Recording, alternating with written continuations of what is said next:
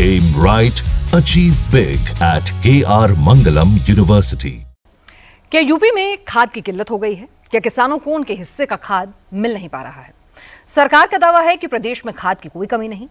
तो सवाल ये कि फिर किसान सहकारी समितियों के बाहर इतनी लंबी लाइन लगाकर क्यों खड़े हुए हैं? सुबह से ही लाइन लगने के बावजूद किसान शाम तक खाली हाथ क्यों घर लौट रहे हैं? सरकारी गोदामों से सहकारी समिति के बीच ये खाद आखिर कहां गायब हो रही है? डिटेल इस रिपोर्ट में आप खुद देखिए। हर तरफ भगदड़ मची हुई है। किसान इधर उधर भाग रहे हैं। पुलिसकर्मी के हाथ में डंडा है जिसे वो पूरी ताकत से किसानों के ऊपर बरसा रहा है। किसानों की ये भीड़ खाद लेने के लिए उमड़ी है। घंटों तक लंबी लाइन लगाने के बाद जैसे ही वो काउंटर तक पहुंचे, पुलिस ने लाठियां भांजनी शुरू कर दी।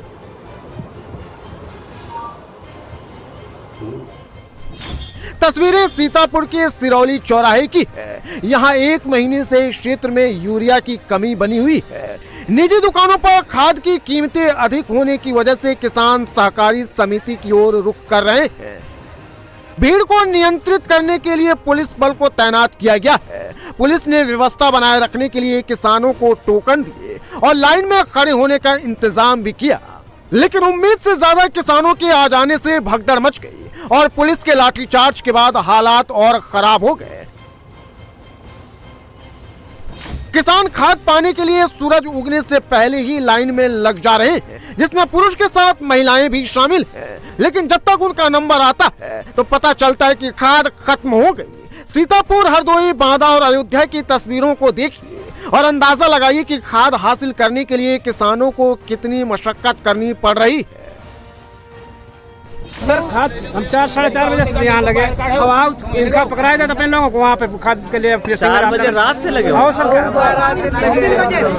आरोप है कि किसान सहकारी समिति में काम कर रहे लोग अपनों को खाद दे रहे हैं। किसानों को लंबी लाइन लगाने के बावजूद खाली हाथ लौटना पड़ रहा है। हरदोई में खाद के लिए किसान आपस में भिड़ रहे हैं। लोगों का आरोप है कि खाद पूरी मात्रा में आ रही है, लेकिन सहकारी समिति के लोग बिचौलियों के साथ मिलकर खाद की कालाबाजारी कर रहे हैं। हरदोई की इस समिति में एक नोट चस्पा कर दिया गया है कि खाद उपलब्ध होने पर टोकन दिया जाएगा, लेकिन किसान और उनके घर की महिलाएं लाइन से हटने के लिए तब भी तैयार नहीं है, क्योंकि उन्हें उम्मीद है कि शायद कोई अधिकारी आए और उनको खाद की एक बोरी नसीब हो सके। बांदा में तो किसान खाद पाने की आस में कई किलोमीटर लंबी लाइन लगा रहे हैं। जिसकी किस्मत अच्छी है उन्हें तो खाद मिल जा रहा, बाकी किसानों को फिर से अगले दिन आने को कहकर भेज दिया जाता है। यही समस्या है, खाद नहीं मिल रहे, रोज आते हैं, धक्का मुक्की करते हैं, लोग गिर पड़ते हैं, हाथ पांव टूटते हैं। और बस बाद में जो बांटते आते हैं तो आधे को कूपन देते हैं, आधे को काना के कह देते हैं कि कूपन बढ़ा गया। जो कूपन मिल जाता है तो खाद नहीं मिलती है, कहते खादें बढ़ा गई। रामनगरी अयोध्या में भी किसान खाद की कमी से बेहाल है। खरीफ सीजन में धान की फसल को बचाने के लिए किसान खाद की मांग कर रहे हैं, लेकिन सप्लाई कम होने की वजह से केंद्रों पर अफरा तफरी का माहौल है। हालात को कंट्रोल करने के लिए प्रशासन ने सख्ती दिखाते हुए पुलिस बल की तैनाती की है और सरकारी केंद्रों पर खाद का वितरण कराया जा रहा है। बावजूद इसके लंबी कतारें और अफरा तफरी का माहौल लगातार देखने को मिल रहा है। लगभग सभी जिलों में खाद के लिए किसान लाइन में खड़े हैं, लेकिन हकीकत ये भी है कि यूपी में खाद की कोई कमी नहीं है, लेकिन कालाबाजारी और ओवर रेटिंग की वजह से खाद किसानों तक नहीं पहुंच पा रही।